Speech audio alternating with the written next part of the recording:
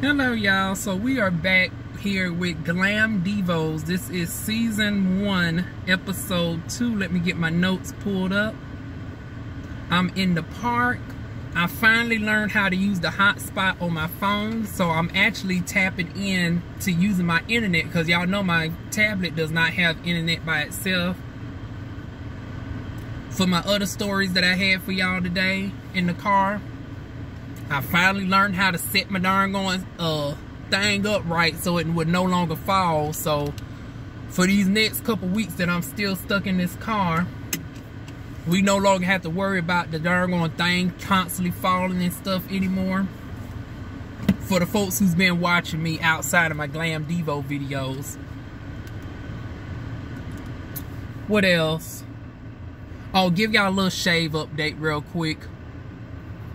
This is 3 weeks worth of hair growth for anybody who's still interested in what my hair growth looks like after having 8 sessions of laser hair removal. So 3 weeks worth of hair growth. I got to shave this off sometime next week because the demon is still home today. Maybe I might be able to shave tomorrow because she's supposed to be going out tomorrow. But needless to say, now we got all the other stuff out the way. Glam Divos. Hell, I guess this darn gone little beard is befitting since we talking about the darn gone Butch Queen, son. I'm an honorary Butch Queen today, child. Season 1, episode 2. Let's get into the bullshit. We got quite a few notes, y'all, so we're going to be here a good minute. Get your snacks, the water of the day. For people who watch my Chasing Atlanta reviews and soon to be Chasing LA again. Thank God they darn going didn't come on this week. They gave me a week off to gather myself and stuff. We'll be reviewing them next week when they come on. But the flavor of the day is lemonade.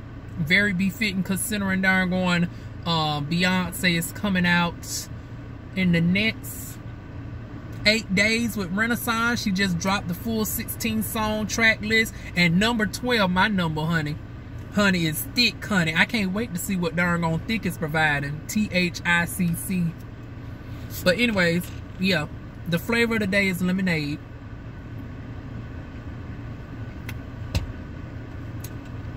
Very befitting considering that these darn on girls is having a get together at the Sugarcoat darn on nail salon. And it's giving bitter lemonade teas, honey. So Pedro is the one hosting this darn going event at the Sugarcoat. And then in walks the gay father, honey. Clack, clack, clack, clack, clack, clack, clack. Hey, clack, clack, clack. You know, anytime I think father, I think a ballroom, honey. Ever since getting into legendary, honey. Father Gucci, honey. Been the father to Pedro for 5 years, honey. Okay. And then shortly later, in comes darn on Harvin. Harvin is darn on immediately throwing shade. And I was like, wait a minute now. What's wrong with Pedro's locks? I'm looking, I was like, well, shit. And y'all know I'd be the first one darn gonna call something. Now, y'all know Diva One is blunt, unfiltered. I don't mind calling it when it needs to be called. I was like, Pedro's shit looked very well kept up from what I seen. Like, he ain't got the freeform lines. Like, he ain't got that shit like J. Cole and them and Coolio and them. Like, his shit is very, you know, upkeep and whatnot. I was like, what's wrong? Hell, did them darn on dreads look damn good to me? Shading the dreadlocks and shit through the door, honey. And then we find out that Pedro got his own brand of shot glasses. I was like, okay, shot. Hey! I was like, come on, got the glowing and shot glasses. Well, hell, if I was still a wine drinker and stuff like I used to be, I'll probably darn gonna buy something from you, girl. But honey, they'll probably sit up on my table and collect this, because I drink every now and again, once in a blue moon. I really love Cynthia Bailey's darn going Smirnoffs as of late. And even then, I drink them on average like once every 5 or 6 weeks or so, like just one bottle. Like, I don't even get the 6-pack or nothing. So, I seldomly drink. So, yeah, the wine, the shot glasses will go to waste and start collecting dust at my place, honey. But anyways, now this what got me. So in the confessional, Harvin talked about he had to pay for his pedicure, and I was like, now wait a minute, Pedro, how in the hell you hosting a dang on an event at the nail shop and you ain't paying for the girl's shit? I'm like, this is damn and then it obviously appeared that the girls didn't know in advance. They assumed that you was going to automatically pay for it, because it's like, now granted, Harvin is the Army girl, so she you know, the Army girls are held to a high credit standard. Like they it's required in the military that they shit got to be in order. So you know Harvin is going to have some money regardless. But it was like, damn, the fact that she thought she was going to get treated. And it's almost reminded me of when Marlo invited Sheree to her house to go shopping for Fendi. And it's like, okay, of course you think you want to buy a couple items, but since your friend invited you to cheer you up and all this, and it's her house and she got a partnership with Fendi, and you know, you would think she would give you a couple items for free. Turn out she had to pay for everything. That's what this was giving. It's like, well, damn, I got to pay for every damn thing, and the only thing you giving me is some cheap ass, because I ain't see no top shelf liquor. I could be wrong, but the liquor didn't even look to be damn top shelf. Pedro, do better, girl, do better. What else did we have in this darn episode? Then they get to talking about Jordan, honey. We get a flashback of Fashionaires of Atlanta, and it's like, okay, if you want to keep doing these flashback episodes, I'm going to need you, who's over there now hosting the shit, K Allen or whatever his name is, I'm going to need you to go ahead and drop the episodes of Fashionaires of Atlanta. Like, it don't make sense for you to be dropping these flashbacks as if we seen the episodes. This is one of the 2 fashion shows that never made it to TV. So it's like, how in the hell we supposed to know the context of the shit and we ain't never get to see the shit? Go ahead and drop the damn shit now. But yeah, they give us a flashback over there to Fashionaires Atlanta. And then in comes shady ass Arkeem, honey. And it's like, oh hell, Arkeem is known to get the shit started. And sure enough, he comes in talking about he thought Lou Nail came up in the damn building. He was ready to get an autograph, and then found out it was Lou Hale talking about Harvard. I was like, oh shit. If the darn on comment section wasn't enough, because the comments was darn on just as ruthless as Arkeem, honey. They was darn on letting everybody damn have a child.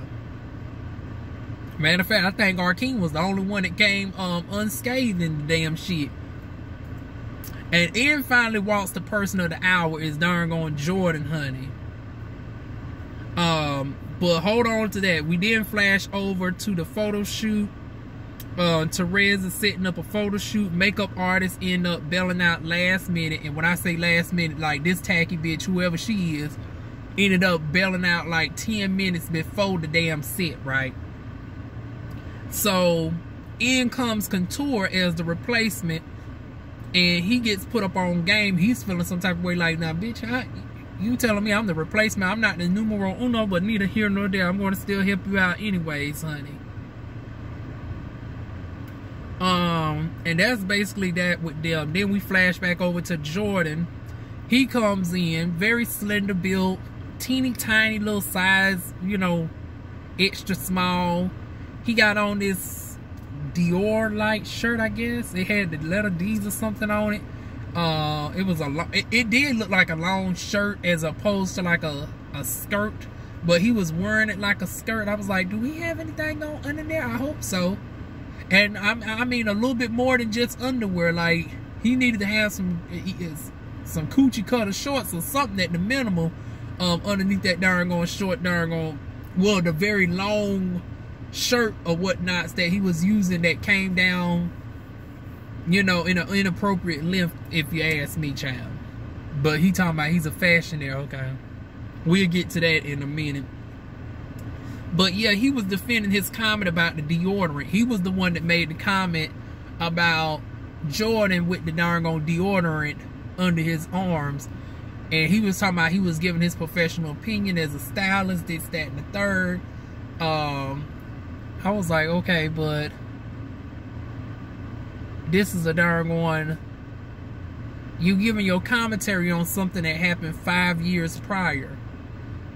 You had to go through all the current shit to see that one right there. And if you can tell from what she looks like now, she's obviously done learned that issue herself, because I'm sure you done seen all the hundreds of pictures where she don't have the deodorant stain underneath her doggone dress. This was in her early days. Like, these girls are young. They like 20, 22, 23. The bitch was 17 in the damn video. I mean, in the Instagram picture. She has since doggone learned how to doggone not have the white stain. So it was like your comment was unnecessary. You trying to frame it like you giving your professional opinion as if she was on a mile and say, it's like this bitch was at a club some damn well. She doggone 17 years old. Nobody didn't ask for your dang on opinion for the doggone deodorant. Like, now granted the shit was tacky, but the bitch was doggone 17. You live, you learn, you doggone modify, you upgrade, child. So they wasn't here for it. They kept shading the fuck out of her left and right, left and right, left and right. And then Jordan says, you know what, I'm going to excuse myself and walk right on out, honey. And then Harvin, honey, in the confessional talking about this bitch going to leave on out and didn't leave a tip. I was like, wait a minute, now why is she leaving the damn tip? She done came in with her nails darn gone did. She ain't even get time to even sit down in the chair good to even get no damn pedicure. The wine was supposed to be darn gone provided by darn gone Pedro. That's the only thing the bitch provided.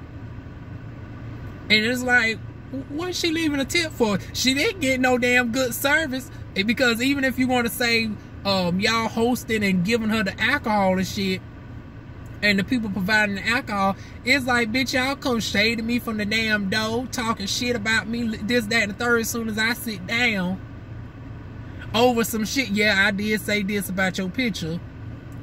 But it's like, we supposed to be coming up on here on some peaceful vibes. And Pedro, you the host, and you look like you tag teaming with this darn on Harvin chick against me. And you said, and you think I supposed to tip? Honey, tips come for darn on good service. This, I mean, granted, the darn on host and shit, they ain't have nothing to do with this. That was darn on Harvin and darn on Pedro. But it's like, bitch, I ain't paying for no piss poor service. I ain't even get time to sit down comfortable and get my feet in the damn water. What the fuck I'm damn tipping for? Well, I can't wait till they damn reunion. I know they reunion, if they have one, honey, they're going to be cutting up for real, for real. But child, I wasn't a darn gonna tip not shit either. But anyways, moving on from that.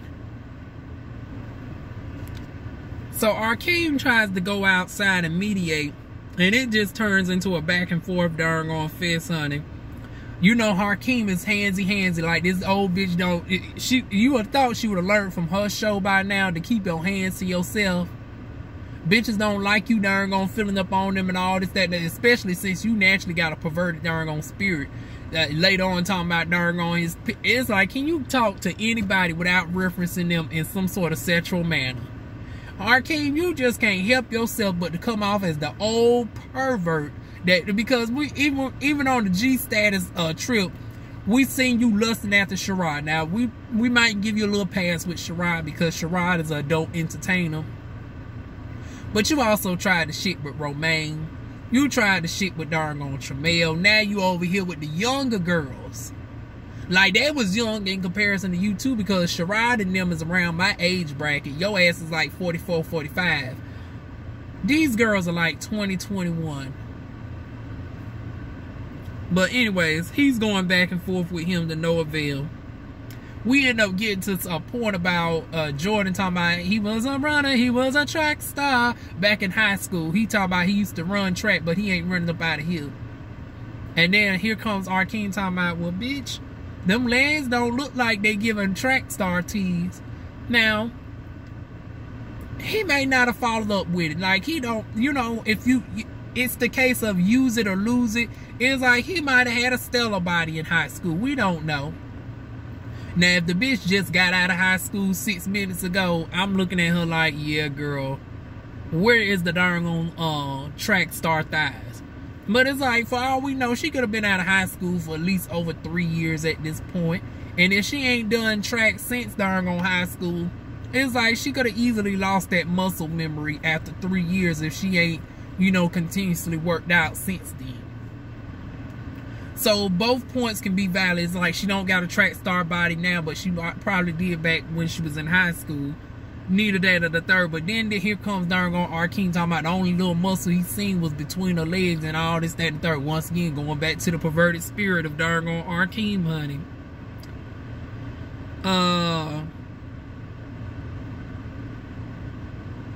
And then this what really got me. I was like, now Jordan, I was on your side. But similar to Lisa Rinna and how she shaded Housewives of Dubai, it's like, now bitch, how in the hell you gonna shade somebody on your same network? It's like, bitch, y'all are both under the OMS darn on the OMS umbrella, talking about, well, we give Glam Divos over here. We are not giving G-status tees. We don't give basic fashions. I was like, number one, what does this argument got to do with basic fashions? And it's like, bitch, you just set yourself up for failure on that one. But it's like, you shading the darn gone show. And unlike darn gone Beverly Hills, who's actually set the precedent for other shows to come through like Housewives of Dubai, it's actually the opposite in this case. Because it's like, G-status is the one that paved the way for y'all to even have a show. So you shading the darn gone folks who actually made it possible. If it wasn't for a G-status, bitch, a Glam Divos wouldn't come into fruition. If it wasn't for a Hakeem and a Sherrod and Romaine and all of them, bitch, you wouldn't even be here right now. So it's like, you shading the darn gone girls who is not even known for the fashions. Like G-status, we didn't look at G-status for fashion, so it's like, why is you comparing fashions? Like, if you would have compared your fashions to like some other fashion-based show like Fashionaires of Atlanta, I can understand. But G-status was never known for fashions. But y'all supposed to be called Glam Divos, and honey, they tore y'all up in the comment section like, bitch, y'all have some nerve. You want to talk about somebody's fashions, but bitch, we trying to figure out what the world your little doggone puss in boots having ass got going on right here. Ain't none of y'all giving no glam like that. It's giving doggone basic doggone fashions over here.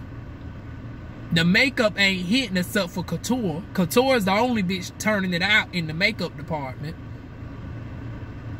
Now, for the exception of our beautiful trans sister who wasn't, you know, featured in this episode. It's so many people, y'all. I almost forgot, like, we didn't see several people that we saw last week, but the beautiful trans sister, she wasn't featured in this week's episode. But yeah, for the exception of them two, ain't none of y'all giving no face. Y'all ain't giving no body. Y'all ain't giving no darn on fashions. But y'all supposed to be the Glam Divos. And you have the mitigated God of darn gonna shade somebody else's fashions, girl, bye. Then we go on to the next scene. So they done finally left the darn going nail shop. Pedro and darn going Harvin is in Marietta, Georgia. They're at this escape room. So the theme of the escape room is you find clues, this, that, and the third. Now Jordan's supposed to be coming out to this. Her and Jordan darn gonna say, nope, not today. And hell, after what done happened at the nail shop, I wouldn't either. It's like, bitch, y'all, I didn't even get time to drink my drink good. And here y'all hoes coming in darn gonna shading me like a dog. And then you got this old Arkeem coming after me, talking about I don't look like a track star no more, this, that, and the third, low-key lusting at what's between my legs. All within 5 minutes of me walking through the door. You expect me to come into this escape room and play a scavenger hunt with y'all two basic bitches? I wouldn't come either. So Harvin and Pedro end up playing around in the escape room. I forgot which one. Oh, Pedro was talking about he was the only one searching for the clues. Darn on Harvin's dipsy ass wasn't helping out one shit. So they end up just going outside and catching up. And Pedro ends up telling us about his boyfriend, or, you know, his open-ended relationship, honey.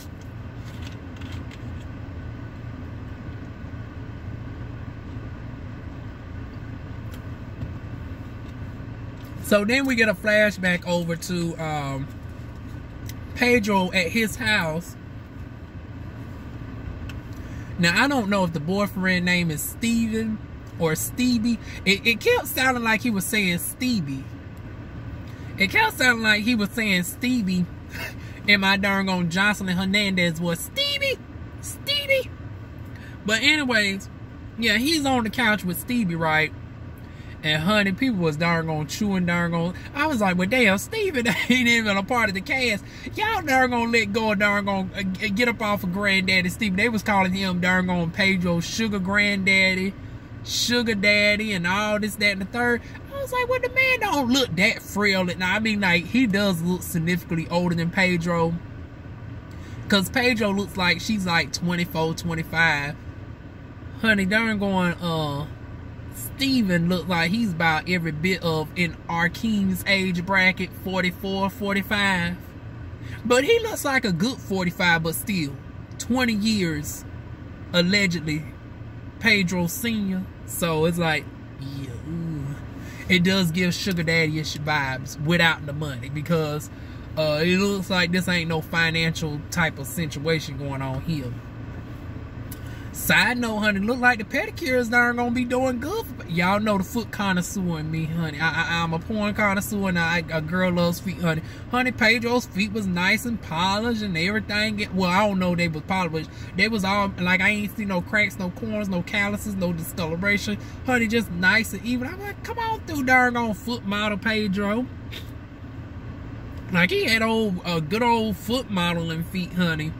But yeah, they on the darn going, couch discussing where they go with their relationship, this, that, and the third.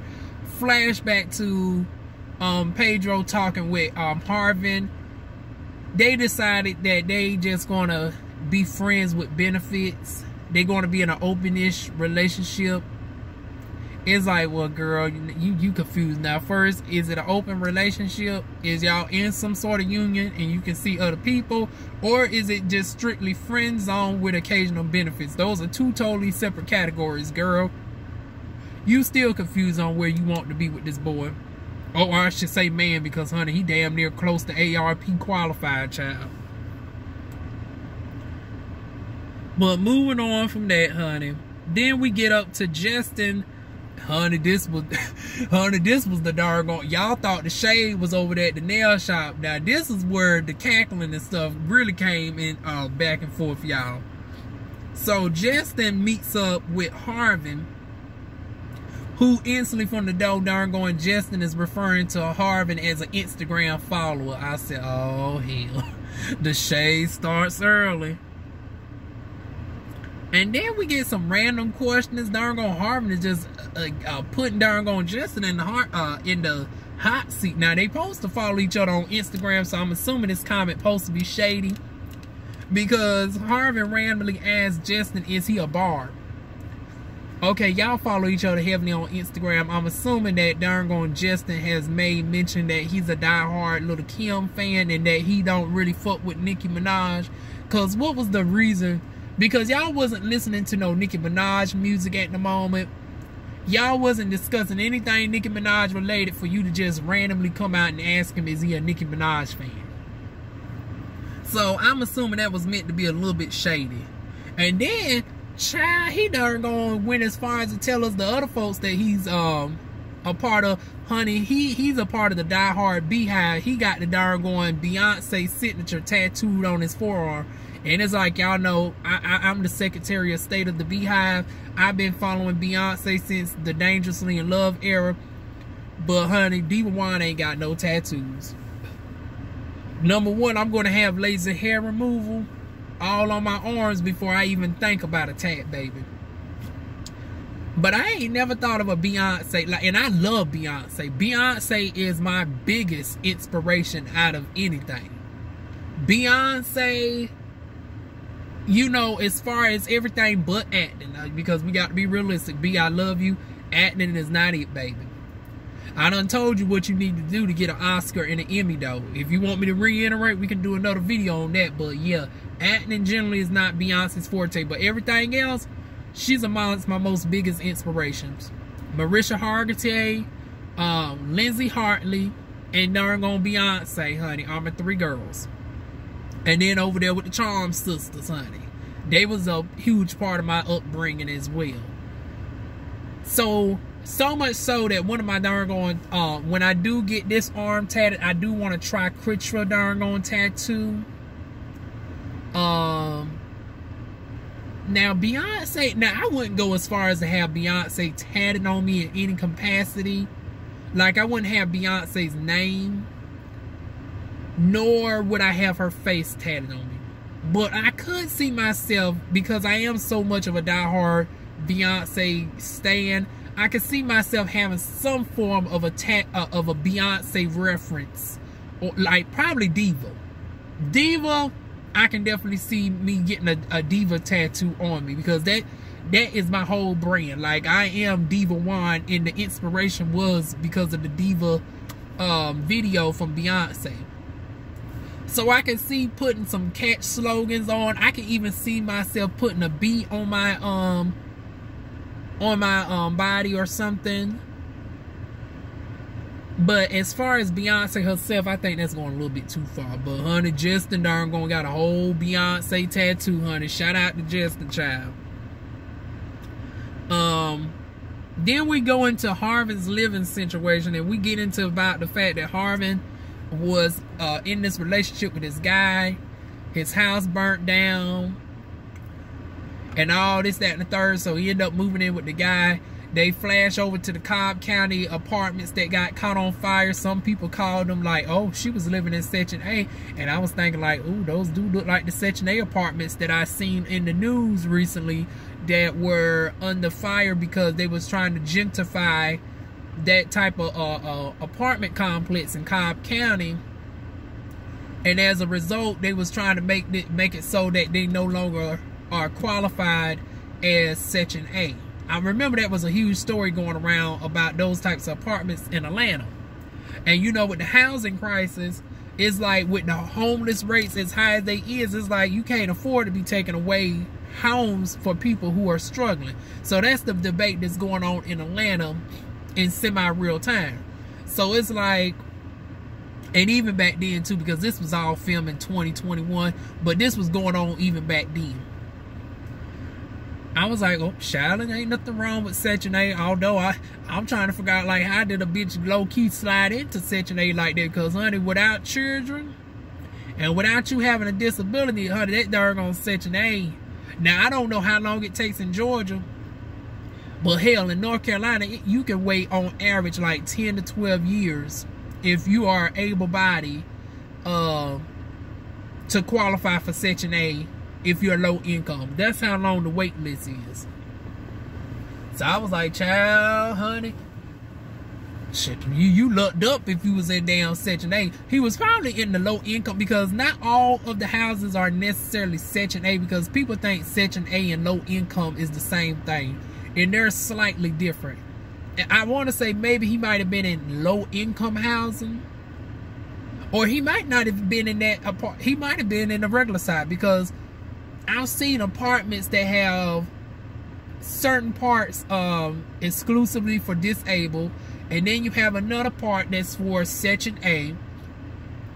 Then you got low income housing,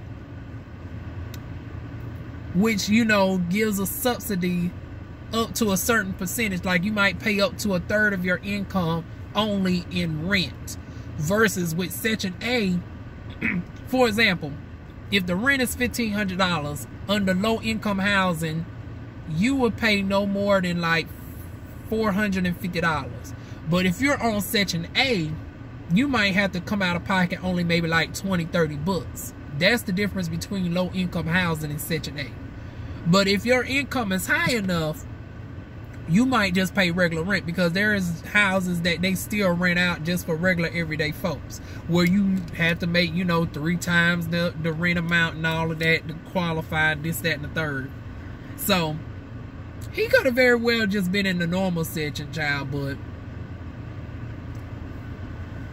needless to say, he moved in with the boyfriend. Then it was a discrepancy of, okay, was he living rent free? Well, you offered to pay, but he didn't accept the money. You suck dick. Okay, did you suck dick to stay? Well, you then Justin clapped back and said, wait a minute, boo. I was secured in the house before I sucked the dick. Okay, so you sucked the dick to darn gonna secure your stay? No.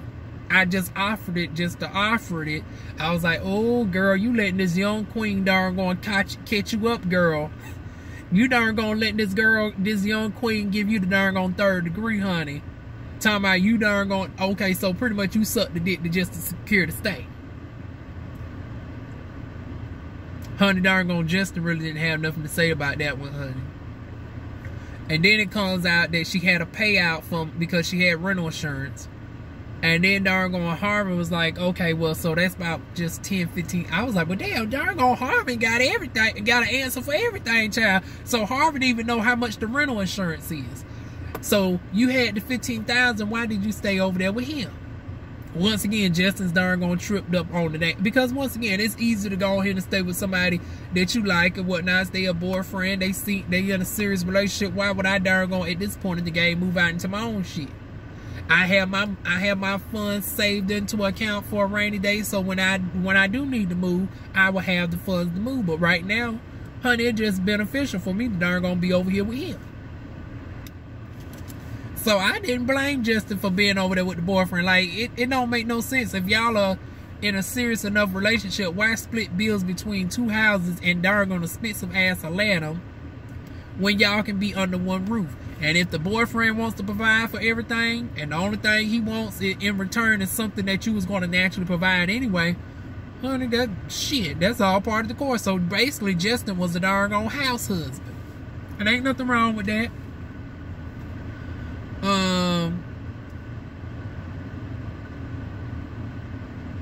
And like I said, this was the epitome of darn going, because the whole time Justin was trying to come off classy like Phaedra Parks, and darn going Harvin was coming off sassy like Portia. It was a freaking frat type of darn going situation going on, honey. We had young and sassy and old and classy, but classy with a little bit of whoredom, because she was still on that horse shit a little bit like Phaedra Parks.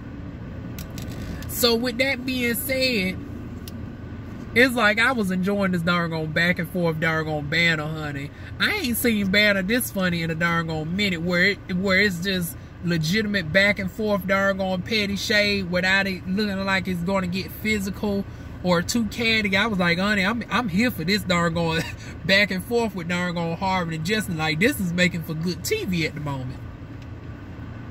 Then we go over to darn Justin getting invited to something that Pedro got going on by Harvin. And then in comes darn describing how Pedro looks. I was like, oh Lord, not Justin darn ass. I was like, now Justin, Pedro already got an old sugar daddy like man that he's in an open relationship with. He don't need although they in an open, I guess he could slide in another. But I was like, okay, I don't know how that's gonna work.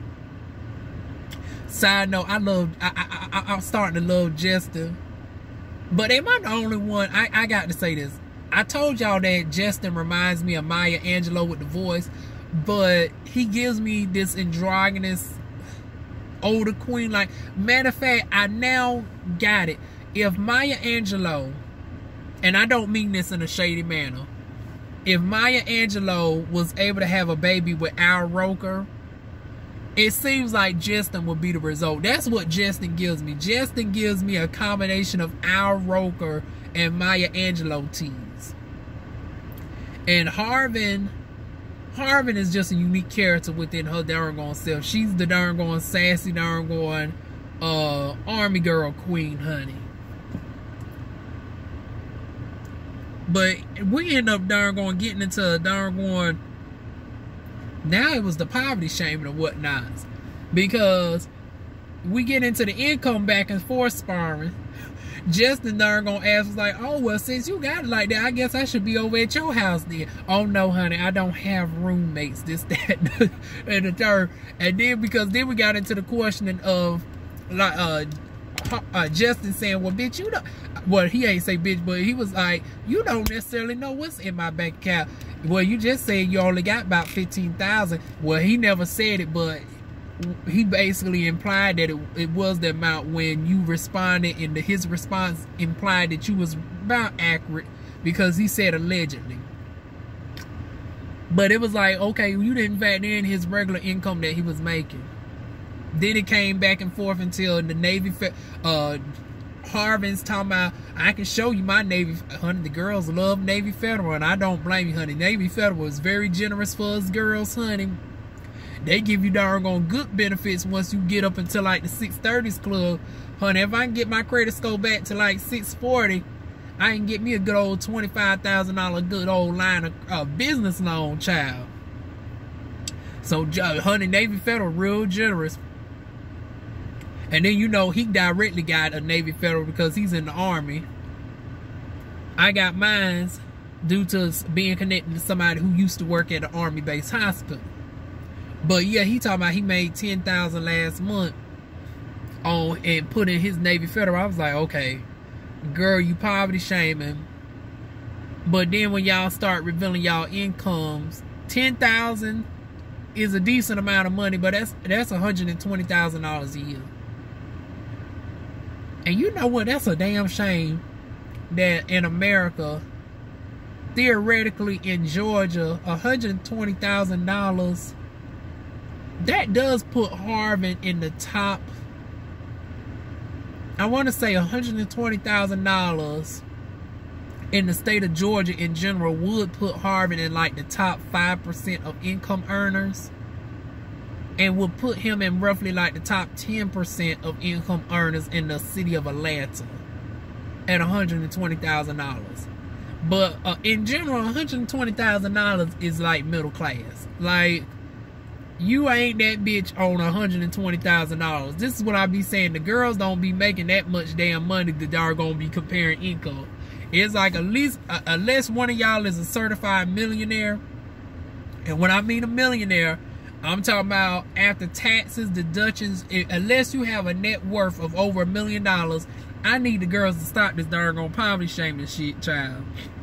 And that's basically where we end off, y'all.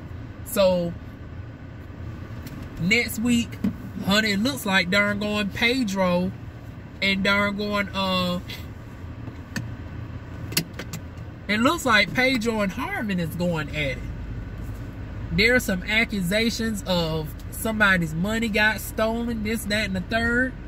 I was like, child, see, you was bragging about that dang on Navy Federal account. And next thing you know, although Justin wasn't the one being accused of stealing the money from what I'm seeing. But child, hell, I'm talking about next week. It's probably next month now. Let me get on doggone Allen's ass real quick. And my thing is this. I've also heard that some of the cast members were actually getting up on the other folks inquiring about the episodes and the time manner in which they're coming out. Now y'all better ask somebody. If y'all know me for the other show that I used to review, honey, when I inquire about the time, don't go back and forth with me on the time, baby. Just answer the question. Because Lord knows you better ask somebody. Now, I'm asking you directly, Alan. When is the production team? Because I'm assuming at this point in the game, this one actually has a production team over there. So with that being said, when are we going to get the next episode? Now you said it's weekly. Girl, be realistic, ho. Is it going to be bi-weekly? Because with this type of show, I can understand it being bi-weekly. Because y'all typically have longer episodes. Like, y'all don't do the 30-minute videos like everybody else. Y'all shit tends to be consistently like an hour to 2 hours long. And then y'all got so many people to darn gonna make sure that y'all are included into scenes. You got shit, I want to say it's like a cast of damn 10 people or so. So with that being said, if y'all have to take, you know, if it's a bi-weekly upload like G Status, I can understand that. But let it be truly bi-weekly. Don't let it be no darn going another 4-5 weeks now. Like, don't be like some of the other shows. And it's sad that y'all, like, because it was just one show that used to be like this, and I used to always have to get on their ass about coming out with shows every 5 to 6 weeks. But now I'm starting to see that this is starting to become a pattern with some of y'all. So don't take this personally, because, honey, I seen Gemini Films has been slipping up over there. And they've been doing this bullshit too with, we had a couple pauses between the Come Up Miami. Then we also had Bad Boys Club. We done had a couple pauses in between. The other show I'm not even going to name. And now we got G-Status. Well, not G-Status. Lord, let's hope G-Status sticks to a schedule. But now we got Glam Divos with the bullshit. So yeah, if they get that timing, you know, down pat, honey, we'll be alright, honey. But thus far, I am loving the show. It looks like this is one of the shows that I'm going to stick out with to the end and not darn gonna regret it. Because there's been a couple where it was like, and I'll tell y'all about that next week. Some of the shows that I've just had to drop off of my darn on review list. But yeah, thus far, I am actually really liking Glam Divos. So that is it, y'all. Feel free to like, comment, share, and subscribe. And I will see y'all soon with more videos.